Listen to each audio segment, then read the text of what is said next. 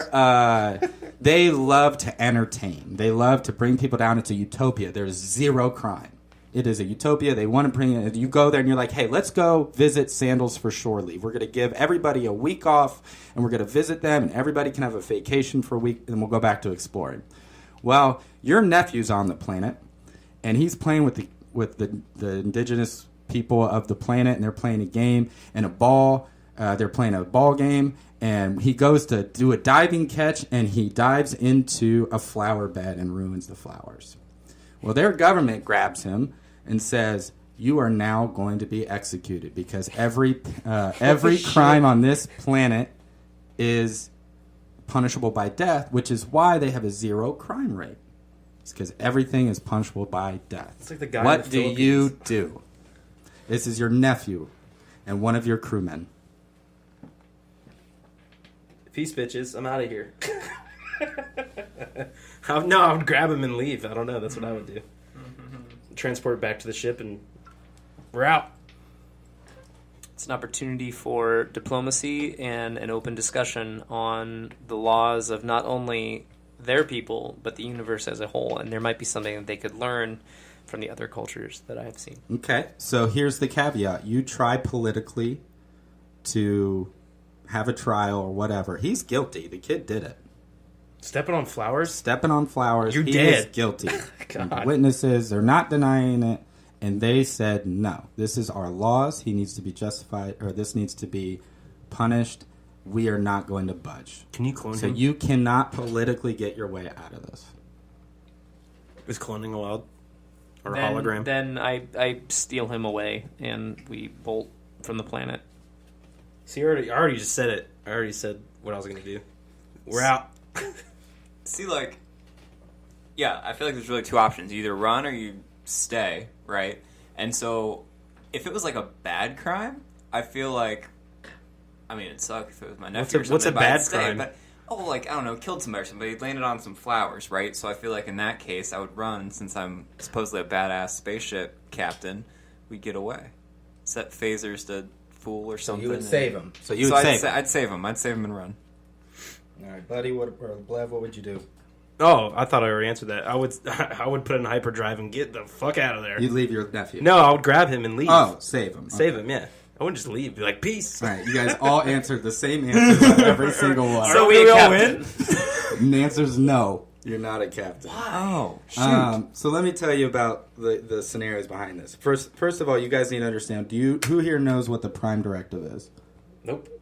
I've heard of I feel that. like I understand about it. It is a non-interference with other species in their political or evolutionary way. Oh, so let's talk about the first We messed up the scenario. second question. You messed up the first two. Okay. Okay.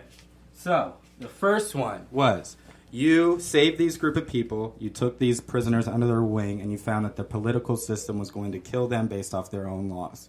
While you have an obligation to save these people and deliver them, you are not to get involved in their political ways. That is not you. That is not your people. You have no right to intervene. While you may disagree, you might try to plead your case. If their decision's final, that's their species and that's their beliefs. You are not to push your human beliefs onto another species that you don't understand. Are these like Star Trek rules? That's a specific Star Trek episode. Okay. It's a Voyager episode that did happen, and Janeway allowed these people to die. Spoiler alert. Second one. This was an episode from Star Trek Enterprise called Dear Doctor. You are not to give that cure to them. Now, hear me out. While billions may die, you do not have any right to give an evolutionary advantage to one species over the other. What if somebody advanced in the past gave the Neanderthals an evolutionary advantage over the Homo sapiens? You would not be born here today. So while that disease or that people that were dying may themselves find a cure themselves and may overpopulate the planet and the other species may die off, or the other species maybe were destined to take over the planet because the other ones died off from a genetic disorder. What if those people asked you for help? Like, what if those people said, "Can you give us a scientist that can help us figure out a cure for this?" So that's the thing. This is not a disease. This is a genetic disorder. They are evolutionary destined to die unless they figure it out, right? So this isn't some disease that's plaguing them. They are genetically inherently going to die. Okay, that's what that planet. They've evolved fully. And Yeah, and so you have no right to stop the other species who may now be the new dominant species of that planet in a millennia or so. However, if you leave them alone, they might discover a cure on their own, and that might be the evolutionary, way that they might go.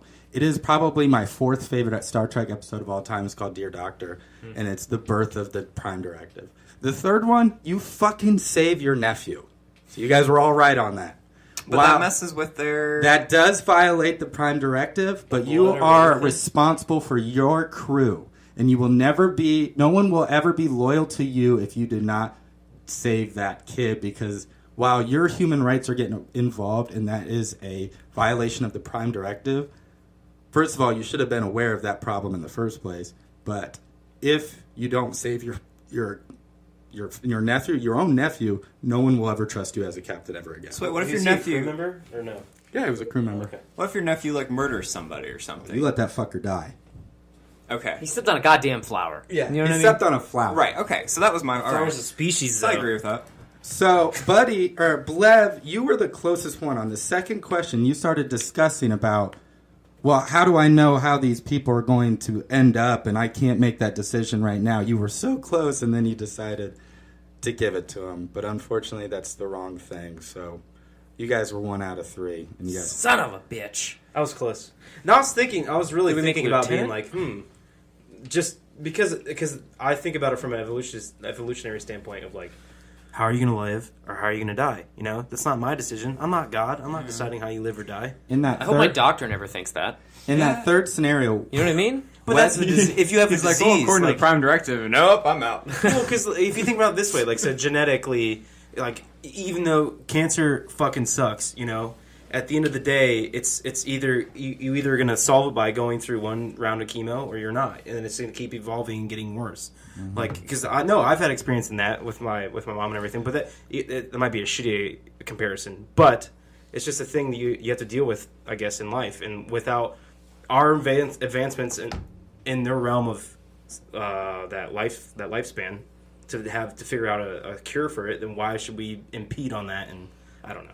It's just really difficult because I couldn't live with myself doing that. In that third scenario, Wesley Crusher, played by Will Wheaton from The Next Generation, was the one that stepped on the flowers, and Captain Jean-Luc Picard politically tried to save him, couldn't do it, had a rescue mission, saved him, took him away. So Bergen was right too on that. Boom. Did they actually go to Sandals? It was like a Sandals. Risa was the name of the planet. Got it. Awesome. Buddy, where are you at in the fantasy draft? Who'd you just pick? Oh, I just picked my defense, the Vikings, but Brogan will be happy to know I picked Aaron Rodgers. Whoa, woo! And my best player every year, Steven Gostkowski, kicker for the Patriots, gets me the most points every year of anybody. Is it How early did you pick that kicker? Before some other significant positions. Wait, I thought it's That's a bad choice. Janikowski? What? Have you ever won Gostkowski. fantasy? Oh. I did win fantasy the time I fell asleep through the draft and auto-drafted. Oh my god. Okay, we should have learned something there. That's I awesome. hate fantasy. I used to play it in high school. I hate fantasy football, and I think it's a stupid game. I'm no good, yeah. Oh. I'm no good. Huh. I love have fantasy hope. football. Hope every year. I wish I got a chance to play this year. I couldn't find a crew to jump in. Ladies and gentlemen, thank you so much for tuning in to the Hold On to Your Butts episode number 24. We appreciate it. As always, this episode was brought to you by our sponsor, Signature's Millstone Tavern in Gahanna, Ohio. If you're in that area, stop in. Tell them the Hold On to Your Butts crew sent you get 5% off your whole order. They've got some good brews on tap. We were just there the other night. Nope, we weren't. That's a lie. But we wanted to. Nope, we didn't even talk about it. No, but we can go at some point. Nothing's stopping us. Maybe. We love you guys. Thank you so much. I need an outro noise from Wyatt. Go. Oh, come on. Wow.